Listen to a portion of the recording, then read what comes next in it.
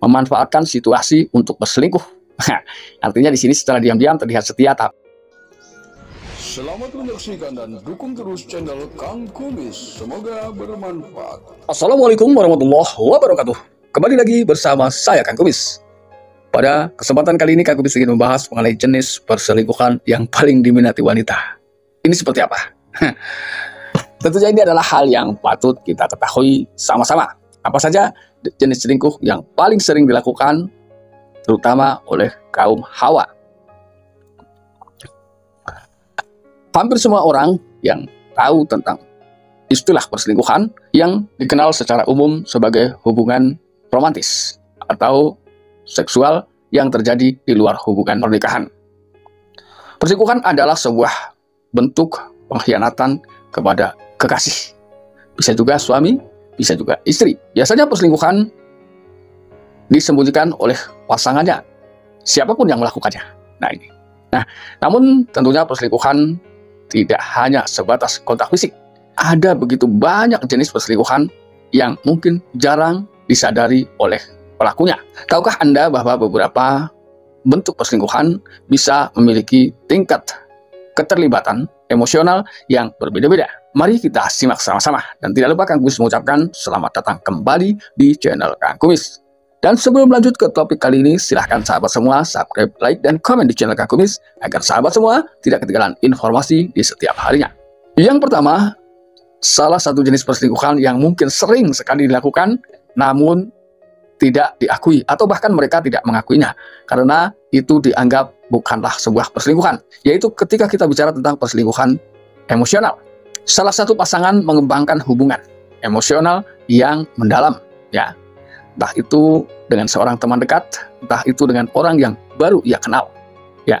Termasuk mungkin, ya, berbagi informasi pribadi. Artinya adalah informasi yang tidak layak diberitahukan kepada orang lain, apalagi kepada orang yang baru ia kenal. Dan tentunya orang tersebut adalah lawan jenis. Nah, hal ini biasanya suka dimanfaatkan oleh orang-orang tertentu ketika kita bicara tentang ketidakbahagiaan kita. Ya, terus kemudian kelemahan pasangan kita, ya, ketika istri suka berbicara tentang kelemahan suami, ya, ini biasanya akan dimanfaatkan. Nah, ini adalah merupakan pembuka pintu awal terjadinya perselingkuhan, karena otomatis ketika seorang wanita, apalagi dia cantik, dia banyak berkeluh kesah, ya, di depan pria lain, ini secara tidak langsung ia berharap bahwa orang tersebut mampu memenuhi keinginannya yang selama ini tidak didapatkan dari suami tercintanya, karena dianggap ia memang tidak sesuai dengan ekspektasinya. Lalu kemudian yang kedua adalah perselingkuhan seksual. Perselingkuhan yang melibatkan keintiman secara fisik dengan seseorang yang terjadi di luar pernikahan. Ini adalah ketika sudah demikian maka orang baru menganggap inilah selingkuh yang sebenarnya, ya. Namun kembali lagi bahwa perselingkuhan sebetulnya banyak hal. Perselingkuhan sebetulnya banyak sekali jenisnya. Kalau kita ingin tahu lebih banyak, ya, ini sebetulnya bukan hanya keintiman, tapi saya sudah sebutkan di atas, salah satunya adalah ketika kita terlibat perselingkuhan secara emosional dengan lawan jenis. Lalu kemudian yang ketiga adalah perselingkuhan dunia maya, ya. Di zaman sekarang adalah bukan hal yang baru ketika kita bicara tentang perselingkuhan yang terjadi di dunia maya. Bahkan ini tidak boleh dianggap remeh karena biasanya berawal dari sinilah seseorang pada akhirnya melakukan pertemuan secara langsung yang pada akhirnya tidak menutup kemungkinan bisa jadi timbul perselingkuhan fisik atau seksualitas, ya. Apalagi kebanyakan ketika di media sosial banyak hal yang dibuat-buat. Kadang juga bisa menimbulkan rasa kecewa, bisa juga berlanjut karena bisa jadi apa yang ditampilkan di media sosial belum tentu sama ketika ditemui. Nah, kasus ini sering terjadi, ya, bahwa apa yang ia tampilkan tidak sesuai dengan profil yang mereka tunjukkan. Salah satunya adalah itu. Nah, ini adalah bisa menyebabkan kekecewaan. Namun ketika yang ia jumpai ternyata, misalnya kalau dia wanita, ternyata dia lebih cantik dari profilnya. Ini bisa juga berkelanjutan. Nah, ketika sudah bicara si pria sampai mengatakan lebih cantik, secara otomatis adalah wanita tersebut tentunya lebih cantik dari istri yang di rumah. Nah, ini tidak menutup kemungkinan berakhir dengan perselingkuhan fisik. Nah, hal ini kadang dianggap sepele, ya. Yang keempat adalah jenis perselingkuhan balas dendam.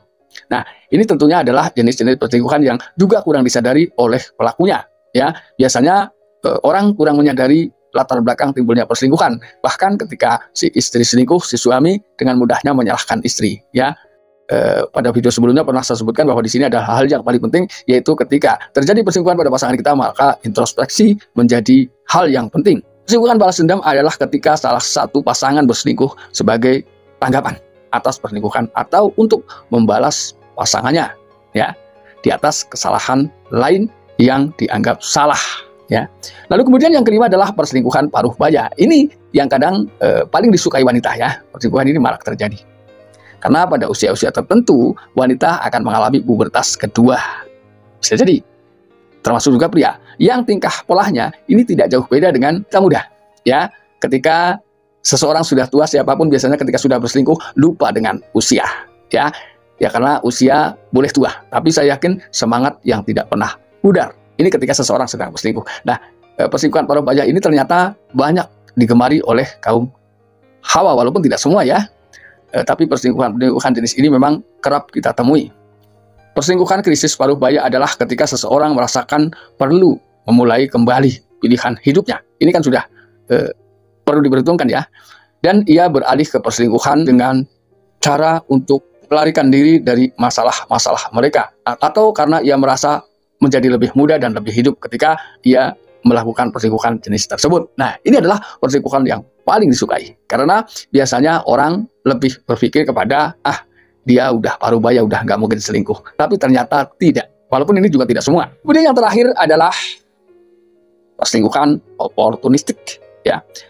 Perselingkuhan jenis ini adalah ketika salah satu pasangan memanfaatkan situasi untuk berselingkuh. Artinya di sini secara diam-diam terlihat setia tapi berkhianat, ya. Perselingkuhan ini terjadi ketika seseorang berada dalam keadaan rentan, seperti ketika mereka sedang berpergian, ya, untuk bekerja dan lain sebagainya. Untuk bekerja, ini kan sambil menyelam minum air.